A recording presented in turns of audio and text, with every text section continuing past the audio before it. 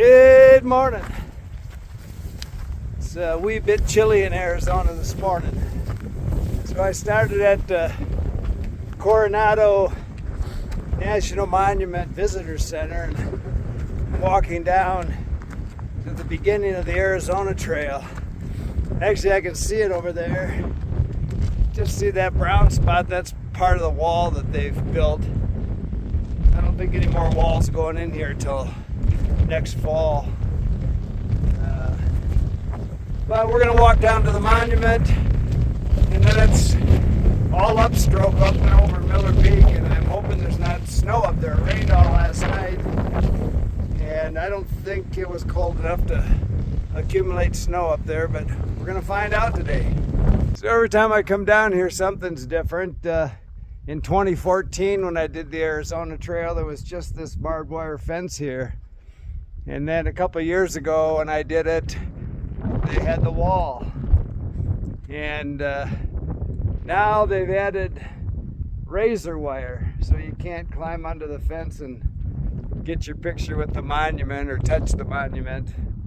So what you have to do now is get as close to the razor wire as you can, and then pee over there to the monument and mark your territory, and then you're official.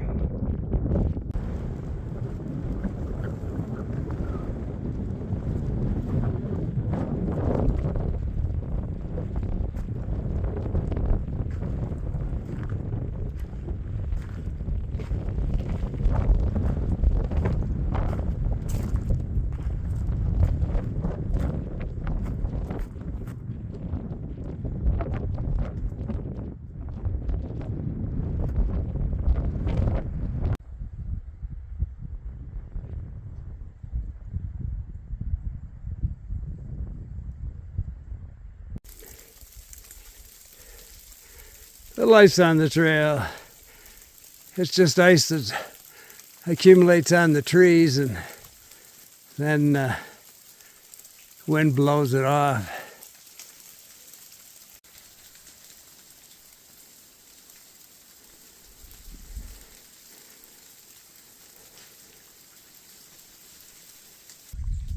So this is where I was trying to get. This is the high point, so from the monument, the border, it's probably 6 miles up here maybe. Anyway, you gain 3,000 feet. If I don't get hit by a ice cube here, you gain about 3,000 feet. I think this is just over 9,000, about 91 here. And now it's downstroke, so I've got a couple hours of light left, and even though it's foggy and cold and sleety rain, I think I drop 1,000 feet in elevation, I'll lose most of this. So the further I can get down tonight, the warmer it'll be. I'm not going to spend much more time here because those are pretty big chunks of ice falling off that tree. This is Bathtub Springs, and it's always got water in it. At least every time I've been here. Good morning. Didn't make it quite down the mountain as far as I wanted to last night, so it was cold last night. And it's still cold this morning. I'm waiting for that sun to come up. You know it's cold when your stroopwafels are frozen in the morning. But it's supposed to be a nice day today, so it's going to warm up quick. And that won't hurt my feelings at all.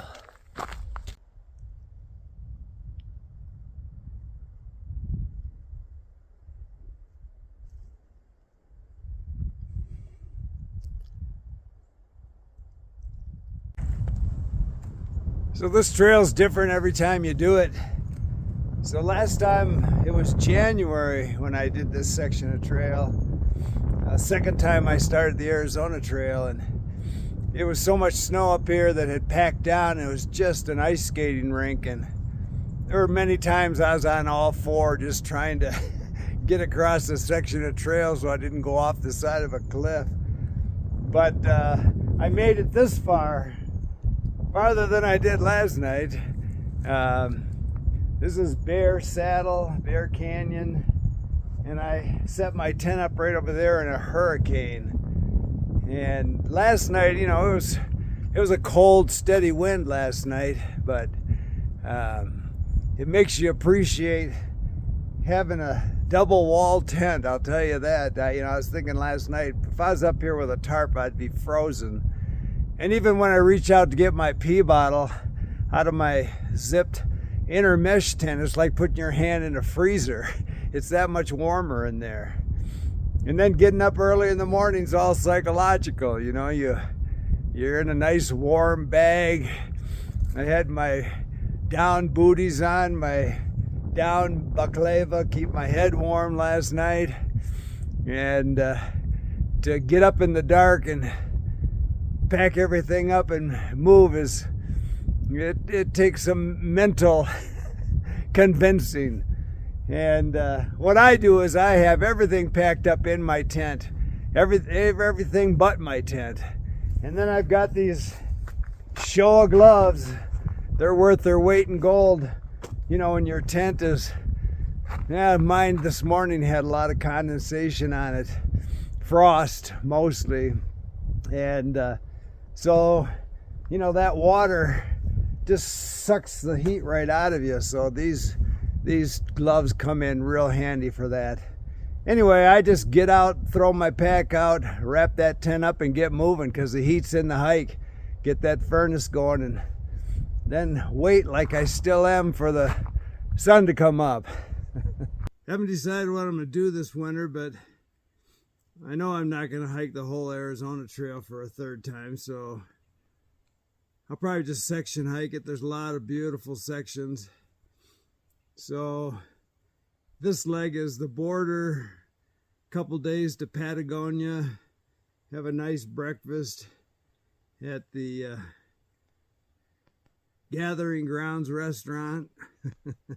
Patagonia is really a cool town. I like Patagonia, so have breakfast there. My wife will pick me up, go back to the mothership and have Thanksgiving. So you get what you get. You know, I really started in the rain, but it's supposed to be really nice for the next few days, so should be nice across here. I'm dropping in elevation right now, a long way down, and sun's coming up. It's probably going to be in the 70s today. So 30s at night, 70 during the day. Again, in Arizona, the desert always gives up its heat. Even when it's hot, it cools down at night. And when you're up in this high country, so these are sky islands. So you start Miller Peak right away. I mean, from the border, you start climbing to 9,000 feet, drop off the other side. The next time I hit something, Manning Park, which is about 8,700, I think, 88. That's the next sky island up in Saguaro National Monument across 10. And then pretty quick, you go up into the Catalinas, and you'll hit snow there a lot too. So it's not all desert walking on the Arizona Trail. I've said in many videos before, don't bring just your Hawaiian shirt. You'll regret it. So I'm going to have an early breakfast because I'm having trouble with my InReach Mini. It's not sending messages. I got a phone signal here, so I called my wife and she's not getting my messages, and she called Garmin and they said I had a problem. Probably cockpit problems. Anyway, I have to call them. They won't deal with her. And so I've got to sit here where I know I have a signal because they're not going to call me back for 10 to 20 minutes. Puts a little crimp in my morning walk. So I fired this thing up. You can pause it anytime you want. I just fired it up before I left, and maybe I did something wrong. I don't know. We'll find out. So here's a backpacking tip for the day. Make sure if your InReach is paused, you suspend it when you're not using it and you turn it back on. You go through the whole process because I missed a step someplace and didn't turn it on. And another tip is if you have a support team at home that kind of handles your inReach or somebody you're trying to reach and let know you're okay, put them on your account, because even though they had my wife's phone number, I didn't officially have her on the account, so they wouldn't talk to her. She could have done what I had to do on a cold mountain at 40 degrees in a nice warm motorhome and got this thing fired up, but I had to call, wait 20 minutes for a call back. When they called me back, I'd listen to violin music for another 10 minutes before I got a tech. And then I had to get on my EarthMate app on my phone, sync it to this, do that whole process that I could have done nice and warm at home in the motorhome up on a 40-degree mountain, and go through that whole process. But it's fired up now. Anyway, another tip is, I talked about these gloves this morning. When you're wrapping up your tent and keeping your hands dry and warm. Another big plus for these things is I just got water at a spring about an hour ago, Bear Spring, and it was freezing cold water. But these things are waterproof and warm, so you can get your water without getting your hands cold and sucking all the heat out of them. And when you have 76-year-old hands, the heat goes quick. So the sun's coming up and the elevation's dropping fast, so it's getting nice quick. Much nicer than this morning when I was dealing with that inReach up there. The other thing I just saw was I saw a chopper landing ahead of me on a ridge, and I figured he must be dropping people off, which they were, so I came upon the Army. Actually, probably a dozen regular Army with a couple of Border Patrol handlers showing them where the best lookout places are. So the Border Patrol and the Army's working hand in hand. We are right on the border of Fort Huachuca here, so it's probably pretty convenient to use those people, but I'd never seen that before. And then just a mile further, I ran into two guys who didn't have any insignia, but they had more cameras on them than Cecil B. DeMille. So I don't know what they were up to, but they weren't on the trail. They were bushwhacking across the trail when I saw them. So there's plenty of activity out here, and I've hiked this border for years, all along the Arizona border, New Mexico border. I've never seen an illegal. I see their things they've left behind, and I think a lot of that was older. There was probably a lot more activity through here years ago. Now, like I say, there's an Army here. And when I ran into those guys, I say the same thing to every time I run into an Army on the trail. You're probably all wondering why I called you here today. That always gets a laugh. Anyway, if that's a concern, starting the Arizona Trail, you do follow the border for about 50 miles, but it's safe. Don't worry about it. It's a good trail. You're north of the border, and there's plenty of people out here looking for people that shouldn't be here, so don't worry about that.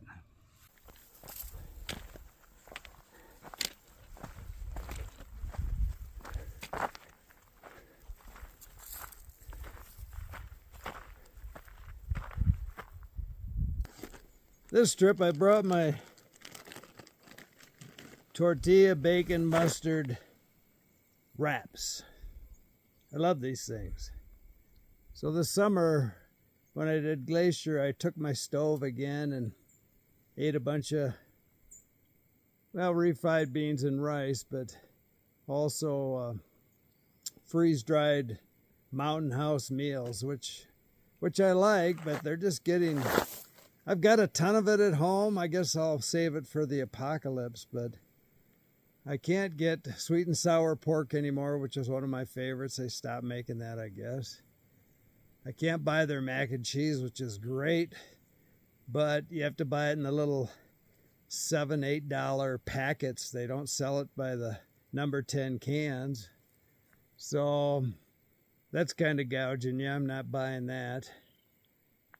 So this year when I'm hiking the Arizona Trail, or I'm gonna section hike it this winter, I brought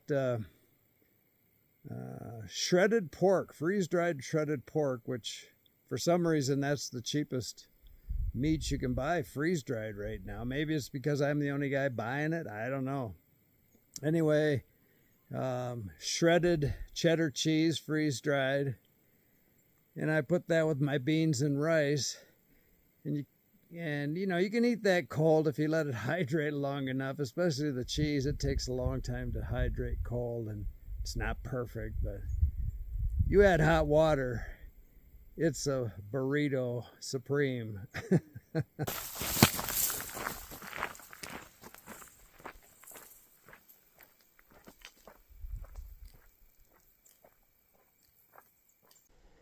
Good morning. I got up about 5 and started hiking, and right now it's 6:07 and the sun's just starting to show some promise over that eastern horizon. But that's the problem with hiking in the winter out here. You just don't have that much light, so I try and hike with my torch into the night a little bit, and then get up early in the morning, try and get my miles in. Anyway, I think it's going to be a beautiful day. So last night, just before dark, just before I stopped to camp, I ran into Joanne Miner, Meiner. She writes for I think she's the climate writer for Arizona Republic, but she's just finishing today, I think. I think she's going to finish today the Arizona Trail southbound on her mountain bike. And when I was talking to her, I mentioned that, the first time I did the Arizona Trail in 2014, it was, spring, sometime in April above Flagstaff. I didn't even know there was a 800-mile bike race on the Arizona Trail, but they all blew by me, I told her. And every time I came to a water cache, they had already drank it. Because they were probably in town peeing it, and I was out there digging around for water. So anyway, she said, no, that's in the fall. And I didn't say anything, but I got to thinking later, they probably do have it in the fall now, because the second time I did the Arizona Trail, if you watched it a few years ago on my videos, I only made it to about 20 miles north of Pine, and then the snow was, up over my knees. And I was going to go through, but then I found out the Park Service had actually closed the north rim because there was so much snow. And I don't think they opened it till late May or early June. And so that probably wiped out that bike race that year. And maybe other years too, because of snow. So it's probably smarter to have it in the fall. You go to all the work of putting a race together, and people probably come from all over the country or the world to do it, and then it gets canceled. So you come out here, even in the spring. I mean, this is not a great winter trail. If you want to do a winter trail, do the Florida Trail. The weather's perfect. It's a really interesting trail. I love the Florida Trail. I think I'm going to do it again. It's a great winter trail. So out here, excuse me, out here in the winter, you got these sky islands where you're probably going to hit snow. You're probably going to hit snow and a lot of springs when you're out here starting the trail at a normal time, dealing with snow in those high elevations. And you really can't get above Flagstaff too early. It just depends on the year. But to start the trail and try and do the whole trail during the winter months here. It's not impossible, but it's going to be miserable. So Joanne was writing a story as she biked the trail, and I think sending it in, and there's probably a series of her experience. So you might want to check the Arizona Republic and read her adventure if you have an interest. So here's your backpacking tip for the day. Make a list. So I'm guilty of not checking my list because I hike so much that when I go in, I'm going to clean everything up, charge everything up, pack everything away in my bag. So when I want to go again, I'm going to throw some food in, grab that bag, and I'm good to go. But if you watched some of my videos just recently, you know that I bought a game cam to put outside my tent at night just to see what goes by. And this would have been the perfect place for it, because not that I would be lucky enough to catch a jaguar, but there are jaguars in the area. And, you know, they're endangered. Now we put up a stupid billion-dollar wall, border wall. So the population that is here is now probably split in half. And but they catch them on game cams here all the time in this section of trail. And I really meant to bring it. It just wasn't on my list that I don't check. And so it didn't get put in, and I never thought about it until I ran into that platoon of Army regulars up there getting spotted on the ridge a couple days ago, yesterday, I guess. And I was talking to the Border Patrol guy that was placing them, and I told him I'd gone down to Bear Spring to get water. It's about a half-mile off trail down a canyon. So in one bend in the canyon, I felt like I was in a photo shoot. There were bulbs going off, and I looked around, and there were game cams, there were video cams. There were probably 4 cameras in that one little bend there. And I asked him if that was Border Patrol, and he said, oh, it's everybody. It's the Arizona Trail, it's Fish and Wildlife, it's us. And so he brought the point up that once in a while they catch a jaguar on their cameras. And I thought, oh, I forgot my camera. Oh. Anyway, that would have been a kick in the pants to have a jaguar walk past my tent at night, but not going to happen because it's at home in my motorhome storage bin. It's all right. You don't have to get up. I'm just passing through. Just relax. You know what you call a cow with no legs? Ground beef. It's a dad joke. The Arizona Trail's a lot like the Oregon Trail. Not everybody makes it.